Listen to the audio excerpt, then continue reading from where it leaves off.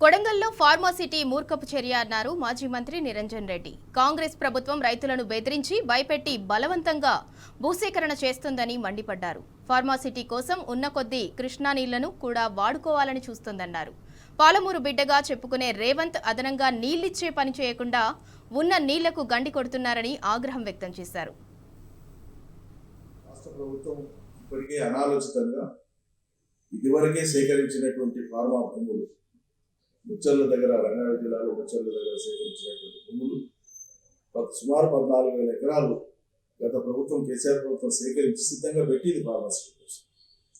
అక్కడ అలాట్మెంట్స్ ఇచ్చి అక్కడ నిర్మాణాలు తలపెట్టి ఫార్మాసిటీ అక్కడ వచ్చేటువంటి ఏర్పాటు చేయాల్సిన పని లేకుండా దాన్ని రద్దు చేసేసి కొత్తగా నేను కొడంగల్ తీసుకొని పోయి అక్కడ ఏర్పాటు చేస్తాను వద్దంటున్న ప్రజల దగ్గర వద్దంటున్న గ్రామాల దగ్గర జబర్దస్త్ చేసి పోలీసులను పెట్టి బలవంతంగా భూములు గుంజుకొని మేము ఇక్కడే పెడతామని జిద్దుకుపోయి అక్కడ అవసరమైనటువంటి నీళ్ల కోసం గోదావరి నీళ్లు తెచ్చేటువంటి ప్రతిపాదన ఏం లేకుండా ఉన్న కొద్దిపాటి కృష్ణా నీళ్ళ నుంచే ఇది ఇప్పటికే ఉన్న నీళ్లు సరిపోతలేవు కృష్ణాలో. దాంట్లోకి వెళ్ళి మళ్ళీ 7 TMCలు లగచర్ల ఫార్మాసిటీకి తీసుకుపోతామని చెప్పి ప్రభుత్వం ప్రతిపాదన సిద్ధం చేయడం అనేటువంటిది ఇది అనాలోచితమే కాదు, మూర్ఖపు చర్య అవుతుంది. ఒకవేళ చేపడితే పాలమూరు జిల్లా ప్రజల నోట్లు మట్టి కొట్టినట్లయితుంది.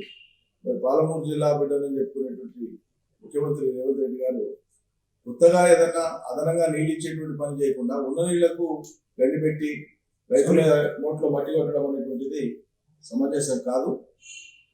దీన్ని మేము తీవ్రంగా వ్యతిరేకిస్తున్నాం. పాలమూరు జిల్లా ప్రజలు రైతాంగం యొక్క ప్రయోజనాలు దీర్ఘకాలికంగా దెబ్బతింటాయి. గుట్లు అయిపోయినాయి, తిట్లు అయిపోయినాయి, దాని తర్వాత శాపనార్థాలు అయిపోయినాయి, బూతులు అయిపోయినాయి, అన్నీ అయిపోయినాయి. ఇవ్వలే ఇక మిగిలినటువంటి ఏమేమలేని రైతు బంధు అమరైందా? పెంచే దేవుడరు కేసీఆర్ ఇచ్చిందే ఈయనకి గతి లేదు కదా, ఎగ్గొడుతుంది కదా, లేదని చెప్తారు కదా. ఒక్కటంటే ఒకటి రైతులకి 12,000 రూపాయలు రైతు కూలీలకు కౌలు రైతులకు ఇచ్చేది. ఇవి ఒకటి కాదు, 2 కాదు, 100 ఉన్నాయి దాంట్లో రైతు డిక్లరేషన్.